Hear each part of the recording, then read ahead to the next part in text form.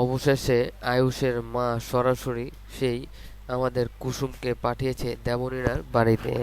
সেখানে গিয়ে কুসুম অনেক অপমান অপদস্থ হয়। আসলে এটাই চেয়েছিল আমাদের সেই আয়ুষ এবং ঈশানের মা, যে আসলে আমাদের কুসুমকে সে বাড়িতে আমাদের বাড়ির লোক হয়ে পাঠানোর পরে তাদের রিয়াকশন কি, তারা কি তাকে অপমান করে নাকি একেবারেই ভালো মন্দ আপ্যায়ন করে। কিন্তু না ভিউয়ার্স, একজন কাজের মেয়ে হয়ে সে কেন গেল? আসলে তাকে তো পাঠানো হয়েছে গাঙ্গুলি বাড়ির প্রতিনিধি হিসাবে, তাহলে কেন তার সাথে খারাপ আচরণ করা হলো? কুসুম যাওয়া আর গাঙ্গুলি বাড়ির কর্ত্রী যাওয়া একই কথা।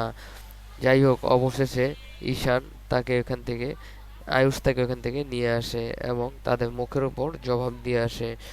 এবার যেহেতু সেই গাঙ্গুলি পরিবারের উপর আঙ্গুল তুলেছে দেবনীনা, এবং কি দেবনীনা বলেছে যে তুমি এ বাড়িতে এসেছ, এ বাড়িতে থাকছো শুধুমাত্র এ বাড়ির বউ হওয়ার জন্য, আর সেই স্বপ্নই মূলত পূরণ করে দিবে।